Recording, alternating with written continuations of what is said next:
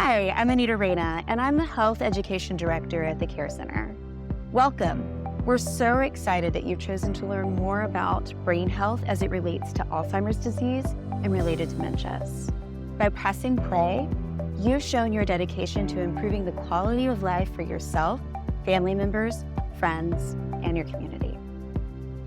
Let's focus on what it means to have a healthy diet.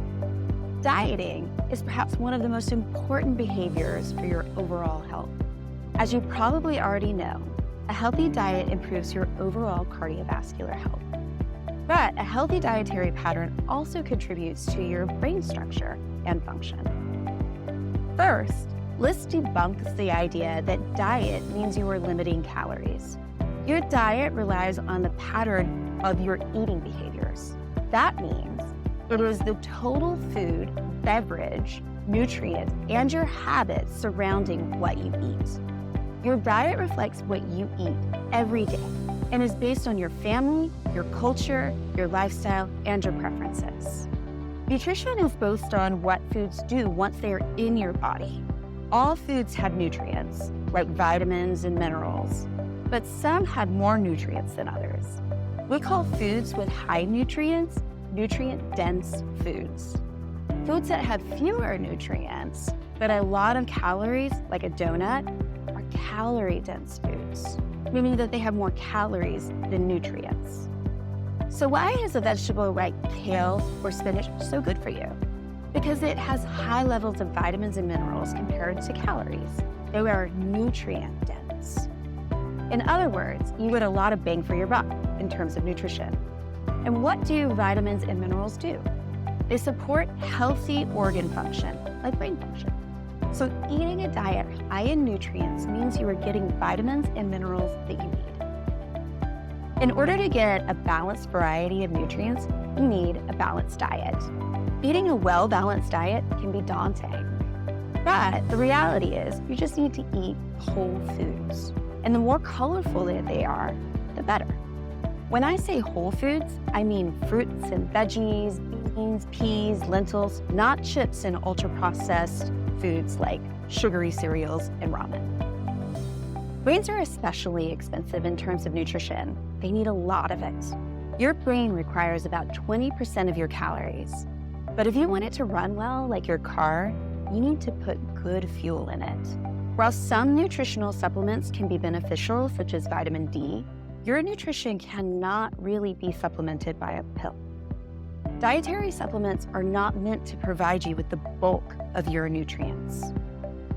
Although we could create a separate video on each individual nutrient, let's just pick one to make an example. Fat. If we were to take all of the water off of your brain, we'd be left with about 60% fat. Biologists often say that structure dictates function. The materials you use to build a structure often tells how that structure is going to behave or how it is going to work, kind of like the three little pigs.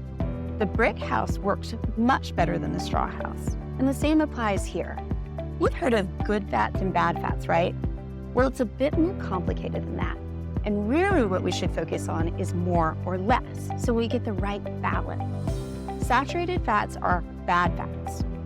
Saturated fats are the fats that are solid at room temperature, like butter or animal fats. These are okay in small amounts, but too much can increase your risk for cardiovascular disease. Unsaturated fats are the good fats. They are liquid at room temperature and include items like olive oil and fish oil. Unsaturated fats improve cholesterol, vascular function, and brain health. They also can help you absorb other nutrients into your cells more efficiently. Multiple studies indicate eating olive oil, an unsaturated fat, improves cognitive functioning and decreases your risk of cognitive decline and likelihood of developing Alzheimer's disease and dementia. And it's not just olive oil. If you want to boost brain health, consider increasing intake of fish oil. A recent study of more than 215,000 older people followed for about 7 years looked at things people eat and how likely they were to develop any kind of dementia. Older people who ate fatty fish more than once per week were 20% less likely to go on to develop any kind of dementia during the 7 years that they were followed. So, simple switches from butter to olive oil to sauteing your veggies and boosting your fatty fish consumption can improve your brain health. So how do we make healthful diet changes?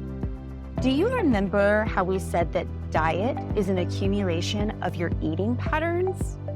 There is strong supportive evidence that eating a dietary pattern is more powerful for brain health than single foods or nutrients.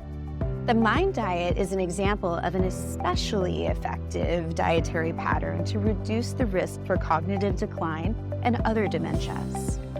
The MIND dietary pattern prioritizes unsaturated fats, lean meats, whole grains, and fruits and vegetables over saturated fats, processed foods, and red meat. Studies show that those who eat the MIND dietary pattern were an equivalent of 7.5 years younger compared to those who did not follow the pattern. At first glance, these recommendations may seem harsh. Cheese is in the red, but that doesn't mean that you can't eat cheese. It means we need to be aware of how much cheese we are consuming and balance the traditionally delicious items like cheese and butter with equally delicious but more nutrient-dense items like lean poultry and whole grains.